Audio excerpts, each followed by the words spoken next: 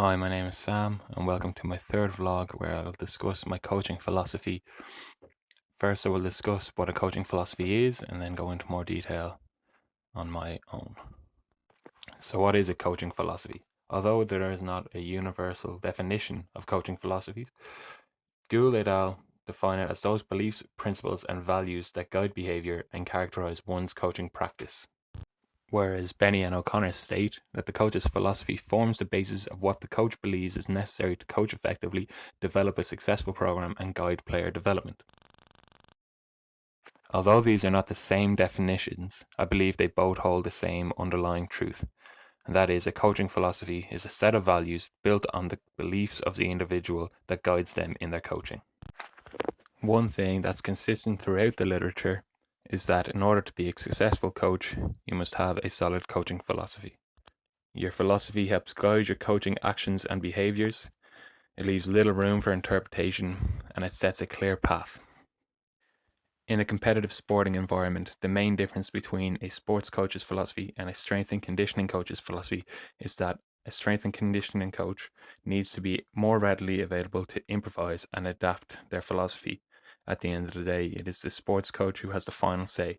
Therefore, it is important to discuss your philosophy with the sports coach so that we're on the same page and know whether we're a good fit for the sake of the team or the individual. The values that build up my coaching philosophy are honesty, respect, and responsibility. I believe honesty to be the best policy. It builds trust between coach and athlete and helps to reinforce commitment. Increased trust equals increased effort. Being honest with the athletes and the other coaches is important. I tell them what I'm doing and why I'm doing it. This creates buy-in to the program because they then understand why they're doing something and how it's going to improve them. It also leaves little room for interpretation, so there is no confusion with regards to the program. It also creates positive relationships and trust. I want an athlete to be able to come to me and tell me when they're not feeling the best, so I can reel back their session, and I want them to come to me if they feel they need other things to work on, so I can help push them in that direction. I also want the other coaches and athletes to be honest with me. If I'm not doing something right, I want some feedback. If they feel like I can do something better, I want to be able to get that done. When it comes to respect, I believe you should treat others as you'd like to be treated. Everyone should be treated equally. No one is bigger than the team. It is important to actively listen to someone when they're talking, whether it's me or the athlete. It shows you care about what's being said, and it can create trusting and positive relationships. It is also necessary to respect the process. If the athletes do, they will get the full benefit of the program. If not, they could do some damage to themselves. It is also crucial to respect the athlete's process. They're putting their body on the line for the sake of entertainment most of the time.